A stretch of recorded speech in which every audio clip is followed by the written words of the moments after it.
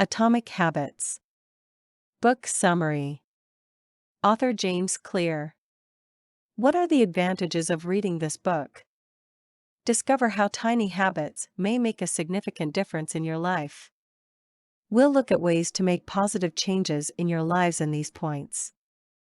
It turns out that cultivating the appropriate habits is the simplest method to bring about positive change. Listen in to learn all about habits, including what they are, how to establish them, and, most importantly, how to make the best ones stay. You can get incredible results by simply following a few easy instructions and modifying a few small behaviors. Let's get this party started. Small habits can make a big difference in your life. Consider boarding a plane in Los Angeles bound for New York. The plane's nose would only move a few feet if the pilot elected to change course 3.5 degrees south during takeoff. No one on board would notice the slight movement unless they were in the cockpit. The impact of the shift, however, would be significant over the length of a cross-country flight, and the befuddled passengers would disembark in Washington, D.C., rather than New York. Little adjustments are unnoticed since their immediate impact is minimal. You will still be out of shape tomorrow if you go for a 20-minute jog today. A family-sized pizza, on the other hand, will not make you fat overnight. However, if we repeat small behaviors on a daily basis, our decisions will add up to big results. You will most likely gain a lot of weight if you eat pizza every day for a year. Even if you don't realize it, jogging for 20 minutes every day will make you smaller and fitter over time. If you want to make a positive change in your life, you need to understand that it will take time and patience, as well as trust in your habits to keep you on track even if you don't see immediate results.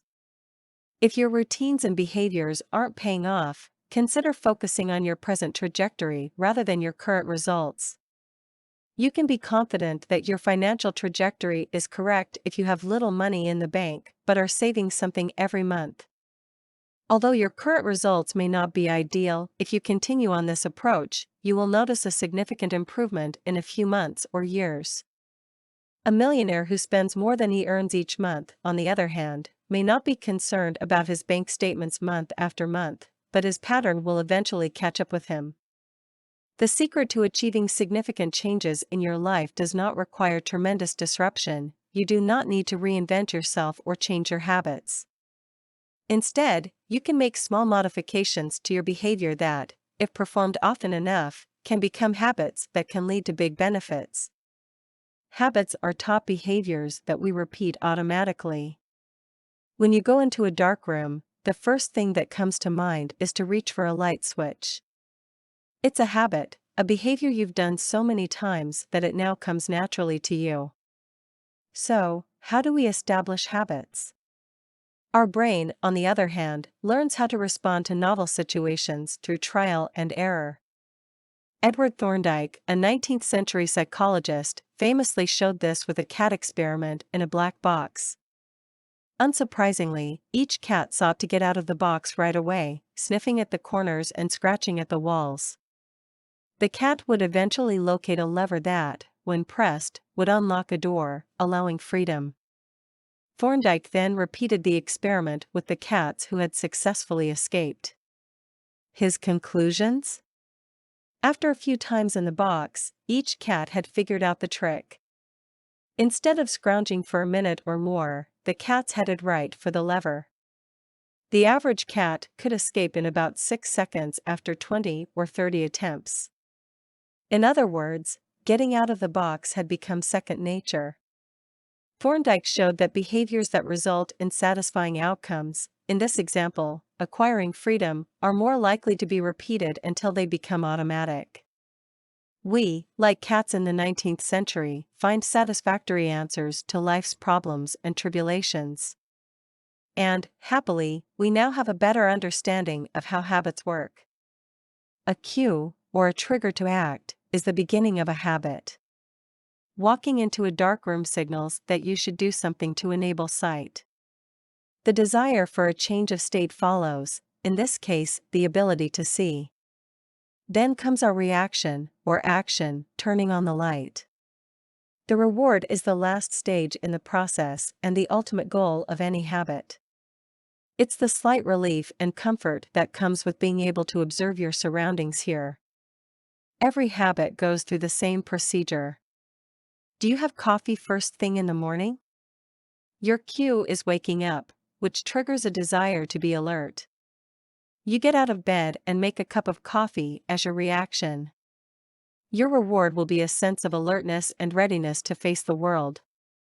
However, not all habits are beneficial to our health. Let's look at ways to create positive habits that will improve our life now that we know how habits function. It takes hard to miss clues and a game plan to form new habits. We all have clues that cause us to act in specific ways. A phone's buzz, for example, is a signal to check your messages. You can utilize this information to change your habits once you understand how particular cues can trigger habitual behavior. How? One strategy to foster improved habits is to modify your surrounds and overall atmosphere. Take, for example, the work of Boston-based physician Anne Thorndike. She intended to help her patients modify their eating habits without making them make a conscious decision. How did she manage to do it? She rearranged the hospital cafeteria. Originally, just soda was kept in the refrigerators near the cash registers. Thorndike introduced water to every drink station, not just there. Soda sales decreased by 11% in 3 months, while water sales increased by 25%. People were making better decisions simply because the message to drink water instead of soda was more obvious. Simple changes to our surroundings can have a significant impact. Want to improve your guitar skills? Place the instrument in the room's focal point. Trying to eat more nutritious snacks? Instead of putting them in the salad drawer, set them out on the counter. You'll be more likely to respond to your hints if you make them as plain as possible. Implementation intentions are another excellent method to improve cues. Most of us are very ambiguous in our aims. I'm going to eat better, we proclaim, and then hope to follow through. An implementation intention outlines a specific plan of action, including when and where you'll practice the habit you want to develop. It also works, according to study. Citizens who were asked, "At what time will you vote, and how will you travel to the voting station?" were more likely to vote than those who were simply asked if they would vote, according to a survey of voters in the United States. So don't just announce, "I'm going to run more." When the alarm goes off on Monday, Wednesday, and Friday, the first thing I'll do is put on my running shoes and clock 2 miles, said. Then leave your jogging shoes somewhere visible. You'll be giving yourself a clear plan as well as an evident trigger, and you might be surprised at how much easier it will be to really form a positive running habit as a result. Making habits appealing will help you stick to them since humans are driven by the prospect of a reward. James Olds and Peter Milner, 2 neuroscientists, conducted an experiment in 1954 to examine the neurology of desire. They used electrodes to stop rats from releasing the neurotransmitter dopamine. The rats, to their surprise, simply lost their will to live. They were not interested in eating, drinking, reproducing, or doing anything else. They all died of thirst a few days later. When we perform pleasurable things like eating or having sex, the human brain releases dopamine, a hormone that makes us feel good. However, we get a rush of feel-good dopamine just thinking about those delightful behaviors. It's the brain's way of motivating us and pushing us to take action. As a result, seeking something is on par with getting something in the brain's reward system, which helps to explain why kids get so excited about Christmas. It's also why thinking about your next hot date is so much fun. When striving to create habits, we can also use this understanding to our benefit. We are considerably more likely to follow through and actually accomplish something if we make a habit something we look forward to. Temptation bundling is a fantastic approach for this. That's when you link an activity you consider important but distasteful to a behavior you want to execute, one that will give you that motivating dopamine rush. Ronan Byrne, an Irish engineering student, knew he needed to exercise more, but he didn't enjoy working out. He did, however, like watching Netflix. So he hacked an exercise bike, connecting it to his laptop, and wrote code that allowed Netflix to run only if he was cycling at a specified speed. He turned a disliked activity into a delightful one by literally tying exercise to a habit he was naturally drawn to. You don't have to be an engineer to put this into practice in your life. You may commit to only reading magazines while at the gym if you need to work out but want to keep up with the newest A-list news. If you want to watch sports but need to conduct sales calls, set aside half an hour after your 10th prospect to watch ESPN. Soon enough, you might even love those unappealing duties because you'll be anticipating a pleasant reward as you complete them. If you want to form a new habit, make it as simple as possible to do so. We often waste a lot of effort on simple habits. Scrolling through social media, for example, requires no effort, making it simple to lose track of time. In comparison, doing 100 push-ups or learning Mandarin Chinese takes a lot of effort.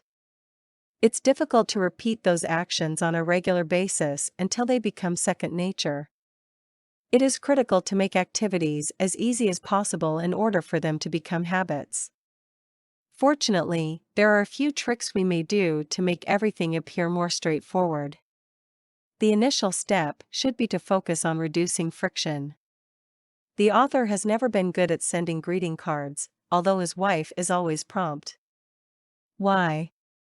Well, she has a box of greeting cards organized by occasion at home, making it easy to express congratulations, condolences, or whatever is appropriate.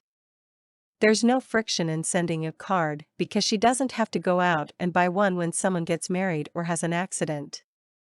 This method can also be used to enhance friction for poor habits. Unplug the TV and remove the batteries from the remote to spend less time in front of it. This will create enough friction that you will only watch when you truly want to. The 2-minute rule, a strategy to make any new activity feel doable, is the second trick for making a habit simpler in the long run. The idea is that any task may be reduced to a habit that can be completed in under 2 minutes. Do you want to learn more? Instead of committing to reading one book every week, make it a habit to read 2 pages every night. Do you want to complete a marathon? Commit to simply putting on your running shoes after work every day. The 2-minute rule is a simple technique to develop habits that can lead to bigger and better things. You'll most likely go for a run once you've put on your running shoes. You'll most likely continue after reading 2 pages. The rule emphasizes that the first and most crucial step toward doing something is just getting started. Let's look at the final rule for improving your life through habits. Effective behavior change requires making your behaviors immediately pleasant. Working in the Karachi neighborhood of Pakistan in the 1990s, public health researcher Stephen Luby was able to accomplish a massive 52% reduction in diarrhea among the local children. Pneumonia rates decreased by 48%, while skin infections decreased by 35%. What's Luby's secret? Very nice soap. Luby had long recognized the need of handwashing and basic hygiene in preventing sickness. The locals were aware of this as well, they just weren't making it a habit. Everything changed when Luby teamed up with Procter & Gamble to give the neighborhood a free premium soap. Handwashing became a pleasurable experience overnight. The new soap was easy to lather and smelled wonderful. Everyone was suddenly washing their hands since it had become a pleasurable activity. Making habits pleasurable is the final and most crucial rule for behavioral change. For evolutionary reasons, this can be challenging. We now live in a delayed return environment, as defined by academics. You show up at work today, but your reward, a paycheck, will not arrive until the end of the month. You go to the gym every morning, but weight loss does not happen overnight. Our brains, on the other hand, evolved to cope with the immediate return world of earlier humans, who weren't concerned with long-term goals like retirement planning or sticking to a diet. They were preoccupied with immediate problems such as obtaining food, finding shelter, and remaining vigilant enough to avoid any neighboring lions.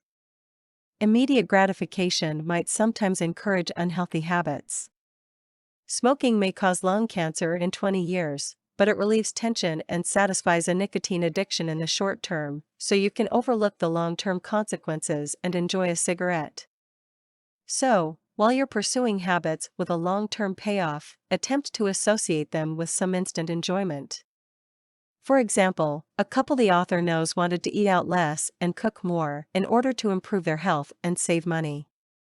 To accomplish so, they formed a savings account called Trip to Europe and transferred $50 to it every time they avoided eating out. The immediate delight of seeing $50 in their savings account gave the motivation they needed to stay on pace for the ultimate, longer-term payoff. We may fail to keep habits no matter how delightful and rewarding they are. So let's see how we may stay true to our excellent intentions. Using trackers and contracts, create a framework to keep your habits on track.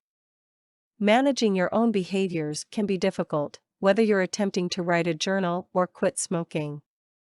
Fortunately, there are a few basic steps that may be taken to help. A simple but efficient strategy is habit tracking.